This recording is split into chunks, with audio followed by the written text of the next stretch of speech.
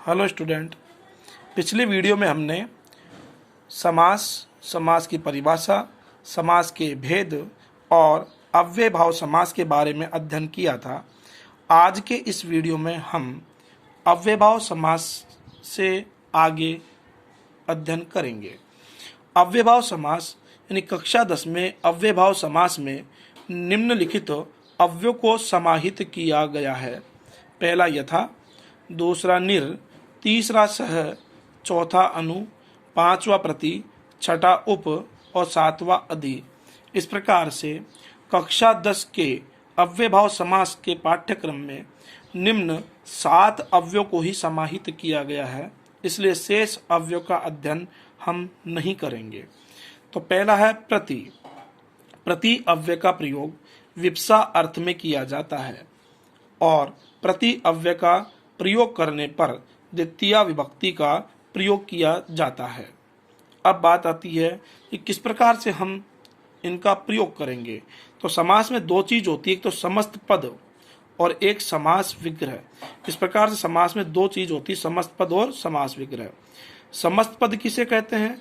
तो समस्त पद तो कहते हैं हम जुड़े हुए पद को, जुड़े हुए पद को यानी एक पद को समस्त पद कहते हैं और पदों को अलग करना समास विग्रह कहलाता है। जिस प्रकार से आपने संधि में पढ़ा होगा कि एक तो संधि होती है और एक संधि विच्छेद होता है। तो संधि तो होती है कि वर्णों को एक कर देना, संधि विच्छेद होती है वर्णों को अलग अलग कर देना। तो उसी प्रकार समस्त पद यानी पदों को जोड़ देना, पदों का एक कर देना तो समस्त पद कहलाता है और पदों को अलग अलग कर देना समास विग्रह कहलाता है। तो बात आती प्रति को किस प्रकार से जोड़ेंगे। तो नियम है कि समस्त पद से समास विग्रह बनाते समय समस्त पद के दूसरे पद में द्वितीय विभक्ति का प्रयोग करके तथा उसे 2 बार लिख करके अंत में प्रति लिखा जाता है।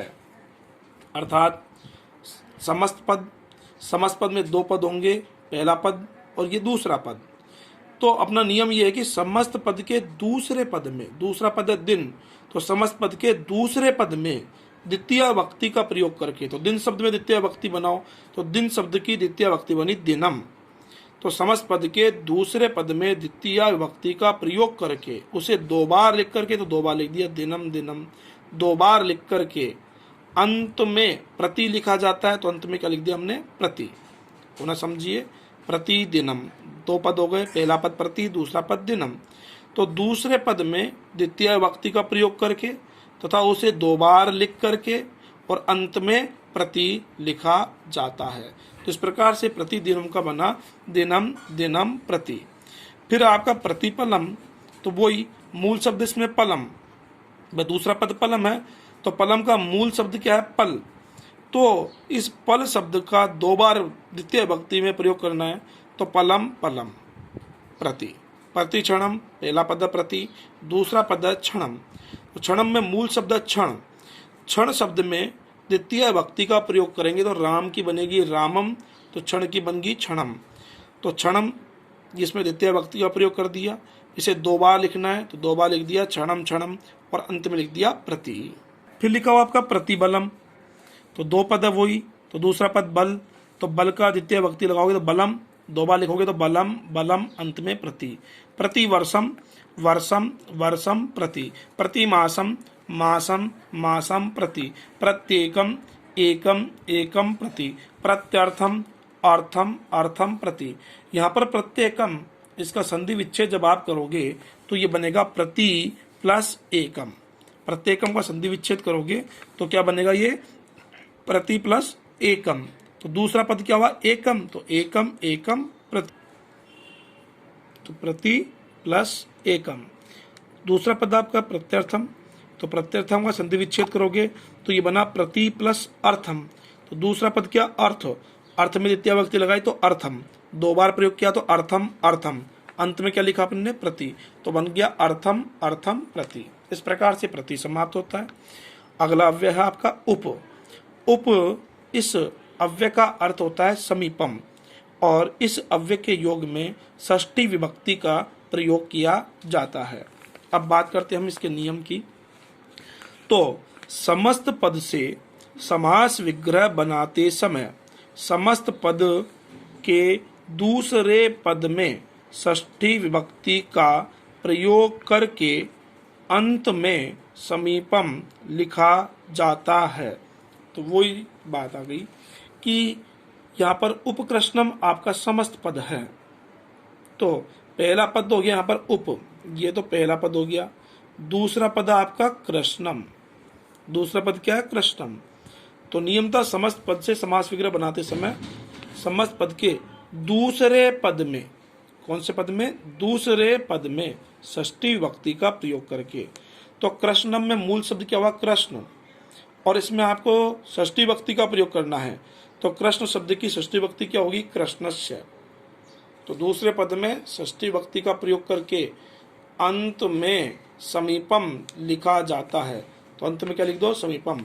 तो उपकृष्णम का बना कृष्णस्य समीपम। उसी प्रकार उपरामम, तो पहला पद तो उप, दूसरा पद राम, तो दूसरा पद क्या है? राम। तो राम शब्द की षष्ठी विभक्ति क्या बनी? रामस्य। राम की षष्ठी विभक्ति क्या बनी? रामस्य। तो रामस्य समीपम उपरामम, अंत में समीपम लिखना ही है। अगला पद है उपवनम, तो वन की षष्ठी विभक्ति बनी वनस्य और अंत में लिखना समीपम। उपतटम तटस्य समीपम, उपग्रहम ग्रहस्य समीपम। उपगंगम, तो उपगंगम यहाँ पर दूसरा पद है गंगम, तो गंगम में मूल शब्द, यानी मैं को हटा दो बचा गंग, तो गंग न होकर के मूल शब्द इसमें होता है गंगा।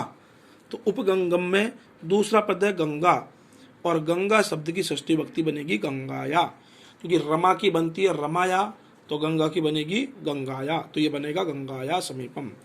ठीक उसी प्रकार ये बना दूसरा पद उपलतम, तो उपलतम में दूसरा पद क्या है? लतम। लतम में से मैं हटा दो बचा क्या? लत, तो लत शब्द न होकर के शब्द होता है लता, तो दूसरा पद हो गया यहाँ पर लता, और लता की षष्ठी क्या बनेगी? लतायाः, तो ये बनेगा लतायाः समीपम।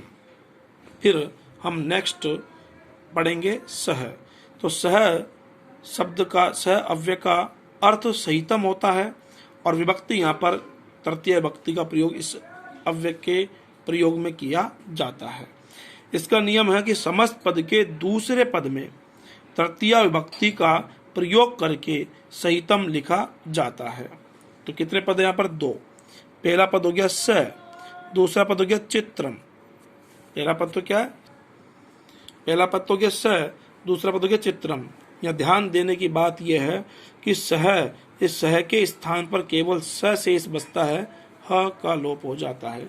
तो सचित्रम, पहला पद तो स, दूसरा पद चित्रम। तो मैं दूसरे पद में तृतीया विभक्ति का प्रयोग करना है। कौन सी विभक्ति? तृतीया। तो राम की तृतीया बनती है रामेण, तो चित्र की बनेगी चित्रेण।